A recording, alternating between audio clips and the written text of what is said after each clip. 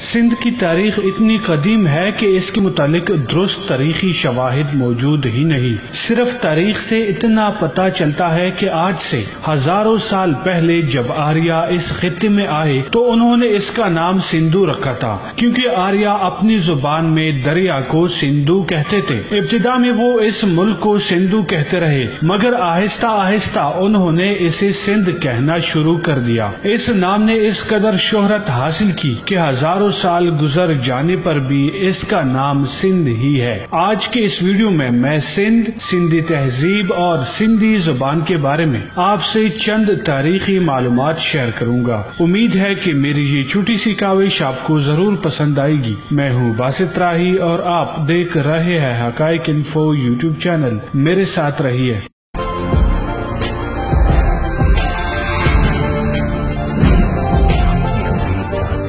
Welcome back. جیسے کہ میں نے پہلے بتایا کہ لفظ سندھ دریائے سندھ سے مستعار ہے، جو کہ سنسکرت لفظ سندھو کی موجودہ شکل ہے۔ وادی سندھ کی تہذیب 3300 سے لے کر 1700 قبل مسیح تک قائم رہنے والی انسان کی چند ابتدائی تہذیبوں میں سے ایک تھی، جس نے تاریخ پر انمٹ نقوش چھوڑے ہیں۔ اس کا فروغ وادی سندھ میں دریائے سندھ اور اس کے معاون دریاؤں کے کناروں پر شروع ہوا۔ اسے ہڑپا کی تہذیب بھی کہا جاتا ہے۔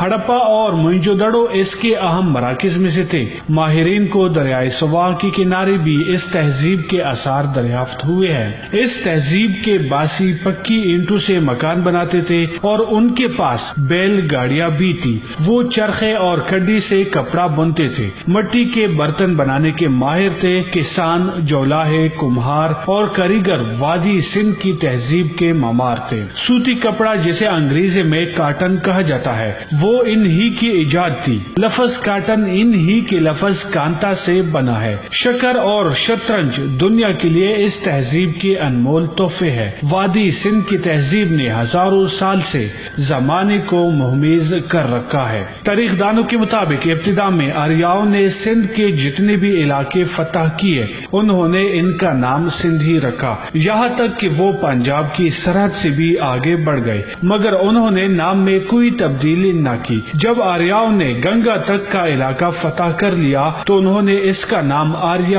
ورت رکھا، مگر ہندوستان سے باہر اس نام کو پذیرائی حاصل نہ ہوئی۔ ایرانیوں نے اپنے لہجے میں سندھ کو ہند کہا اور یونانیوں نے ہند کو بدل کر اند کر دیا۔ رومن زبان میں یہ لفظ اند سے اندیا ہو گیا اور انگریزی زبان میں چونکہ دال کا تلفظ نہیں، اس لیے وہ انڈیا کہلایا۔ پہلے سندھ کا اطلاق جس علاقے پر ہوتا تھا وہ بہت لمبا چوڑا اور پھیلا ہوا تھا۔ قبل از اسلام راجہ داہر کی حکومت کے زمانے میں جس ملک کو سندھ کے نام سے موسوم کیا جاتا تھا وہ سمت مغرب میں مکران، جنوب میں بحیرہ عرب اور گجرات، مشرق میں موجود مالوا کے وسط اور رجپوتانہ اور شمالی ہند میں ملتان سے گزر کر جنوبی پنجاب کے اندر تک وسیع و عریض تھا۔ عرب مورخین اس سارے علاقے کو سندھ کہا کرتے تھے۔ سندھ زمانہ قدیم سے اپنے دامن میں تہذیبی ورثہ سموے ہوئے ہے۔ دستیاب تحقیقی شواہد کے مطابق دراوڑی آبادکاروں سے قبل یہاں 7000 قبل مسیح میں مختلف قبائل آباد تھے۔ دراوڑ باشندے تقریباً 4000 قبل مسیح میں وادی سندھ میں آ کر آباد ہوئے۔ موہنجو داڑو سے ملنے والے آثار قدیمہ کے مطابق دراوڑی قوم اپنے علم و فن میں یکتا تھی۔ وہ کاشتکاری اور تجارت سے آگاہ تھے اور ایک مہذب قوم کی زندگی گزارتے تھے۔ انہوں نے 5000 سال قبل یعنی 3000 قبل مسیح میں وادی سندھ کو علمی، فنی اور تجارتی لحاظ سے اپنی ہم عصر مصری، آشوری اور سامی تہذیبوں کے ہم پلا کھڑا کر دیا۔ قدیم دور میں وادی سندھ کے دامن میں کئی شہری مراکز قائم تھے جنہیں باقاعدہ منصوبہ بندی کے تحت تعمیر کیا گیا تھا۔ آج کی جدید گریڈ سسٹم کے قاعدے کے مطابق آباد کیے گئے ان شہروں میں پختہ شاہراہیں اور نکاسی و فراہمی آب کا زیر زمین نظام بھی قائم کیا گیا تھا، لیکن پھر کسی وجہ سے وادی سندھ کے یہ عظیم مراکز تباہی سے دوچار ہو گئے۔ اس عظیم تباہی سے متعلق تاریخی شواہد دستیاب نہیں ہے۔ موہنجو دڑو اور دیگر عظیم دراوڑی مراکز کی تباہی کی وجوہات سے متعلق محققین میں اختلاف رائے پایا جاتا ہے۔ بعض نے اسی قدرتی آفات اور سیلاب قرار دیا ہے، جبکہ بلکہ بعض مورخین کے نزدیک وسطی ایشیا اور مشرقی یورپ سے آریاؤں کی فوجی الغار نے اس تہذیب کو نیست و نابود کر دیا تھا۔ آریاؤں نے اس خطہ میں ہند آریائی تہذیب کی بنیاد ڈالی جو دریائے سرسوتی اور دریائے گنگا کے کناروں تک وسیع ہو چکی تھی۔ وادی سندھ کی تہذیب 1500 قبل مسیح میں اپنے بام عروج پر تھی۔ ہند آریائی تہذیب ویدک سیولائزیشن نے ہندوستان کے مذہب، رسم و رواج، معاشرت اور طرز رہن سہن پر انمٹ نقوش ثبت کی ہے۔ ماہرین آثار قدیمہ یہ سمجھتے تھے کہ پاک و ہند میں تمدن کی داغ بیل آریاؤں نے 1500 قبل مسیح میں ڈالی تھی۔ اس سے قبل یہاں کے باشندے جنگلی اور تہذیب و تمدن سے ناآشنا تھے، مگر بعد میں ملنے والے شواہد نے اس نظریے میں تبدیلی پیدا کر دی اور اس ملک کی تاریخ کو مزید 1500 سال پیچھے دھکیل دیا۔ ایک طرف موہنجو دڑو اور ہڑپا کے آثار اور سندھ کی قدیم تہذیب کے بارے میں جو شواہد مل سکے ہیں، ان سے یہ بات ثابت ہو گئی ہے کہ آریوں کے آنے سے بہت پہلے ہی یہ ملک تہذیب و تمدن کا عظیم گہوارہ بن چکا تھا۔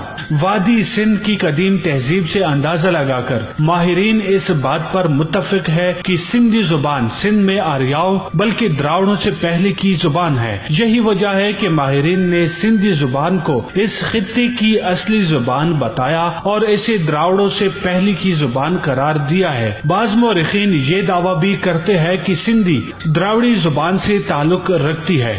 دیگر قدیم زبانوں مثلا سنسکرت، عربی وغیرہ سے بھی سندھی کا بہت قریبی تعلق رہا ہے۔ سمو کی دور حکومت یعنی 1350 سے 1520 عیسوی تک یہ دور علم و فضل اور سندھی زبان کے ارتقاء اور سندھی شاعری کی ابتدائی ترقی کے اعتبار سے ایک اہم دور مانا جاتا ہے۔ ان ہی کے زمانے میں سندھی زبان اور شاعری میں قوت بیان کو تقویت حاصل ہوئی۔ ان ہی کے زمانے میں سب سے پہلے 7 درویشوں کے سندھی کے اشعار دستیاب ہے۔ کلہوڑا دور میں سندھی حروفی تہجی کی ترتیب دی گئی۔ کلہوڑا دور میں سندھی زبان، ادب و شاعری پر بھی بہت کام ہوا۔ گو کے شعراء پر فارسی و عربی کا اثر تھا، مگر اس کے باوجود اکثر شعراء نے سندھی زبان کو فوقیت دی۔ شاہ عبداللطیف بٹھائی نے فقط سندھی زبان میں شاعری کی زبان کی وحدت نے ان کے کلام کو آفاقیت بخشی۔ دوسرے سندھی شعراء جو مختلف زبانوں میں شاعری کرتے تھے، ان کا انداز فکر مختلف زبانوں میں بڑھ کر رہ گیا۔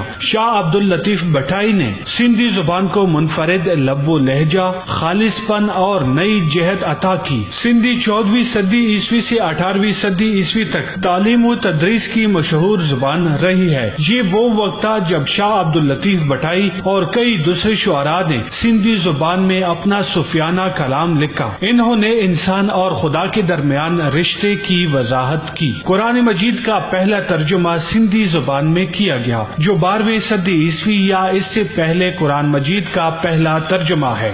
جی دوستو، امید ہے کہ یہ ویڈیو آپ کو ضرور اچھی لگی ہوگی، لہٰذا اس ویڈیو کو لائک کر کے اس بارے میں اپنی رائے کا اظہار ضرور کیجیے، اور اگر آپ نے ابھی تک ہمارا چینل سبسکرائب نہیں کیا ہے تو ابھی سبسکرائب کر کے گھنٹی کے نشان کو دبائیں تاکہ ہر نئی آنے والی ویڈیو آپ تک آسانی سے پہنچ سکے۔ اگلی ویڈیو تک اپنا اور اپنے پیاروں کا بہت سارا خیال رکھیے گا۔ باسط راہی کو اجازت دیجیے۔ اللہ نگہبان۔